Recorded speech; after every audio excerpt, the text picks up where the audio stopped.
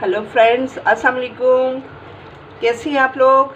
जी friends, आज मैं आपसे शेयर करने वाली हूँ बहुत अच्छी ट्रिक कि किस तरह हमें हर टाइम ब्रेड या डबल रोटी अवेलेबल हो सकती है, क्योंकि ये हर घर का मसला है। ब्रेड की एक्सपायरी डेट बहुत कम होती है, इस वजह से वो इतनी यूज़ नहीं होती तो वो एक्सपायर हो जाती है और फिर हमें भागना पड़ता है बाज़ारों में लेने के लिए। इमरजेंसी में जब नाश्ता करना हो या कोई बच्चा चाह रहा हो ब्रेड खाना, तो उसको हर टाइम अवेलेबल हम कैसे रख सकते हैं। तो फ्रेंड्स, ऐसा करते हैं कि महीने के शुरू में ही मैं तो अपने ब्रेड्स जो 2-3 महीने में इस्तेमाल होनी होती है इकट्ठी ला के फ्रीज़र में रख देती हूँ।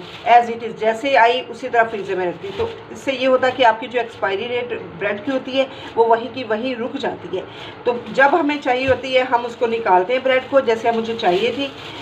तो अपने जितने स्लाइस चाहिए हों वो आराम से, ये देखें,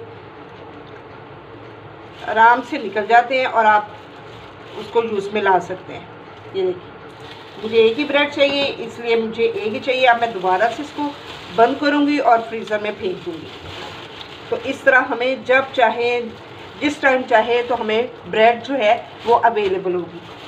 आप चाहे तो ये तवे पे सेक लें, ओवन में सेक लें, तो ये बिल्कुल फ्रेश की फ्रेश होती है। कोई टेस्ट में फ़र्क नहीं आता, कोई किसी चीज़ में फ़र्क नहीं आता।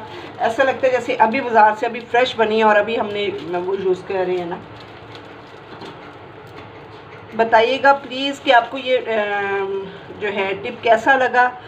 अपना फीडबैक ज़रूर दीजिएगा, दुआ में याद रखिएगा। अगर ये टिप अच्छा लगा तो प्लीज़ लाइक ज़रूर कीजिएगा, सब्सक्राइब कीजिएगा, ताकि आपको अच्छे अच्छे टिप्स मिलते हैं। ठीक है ना? ओके, अल्लाह हाफिज़।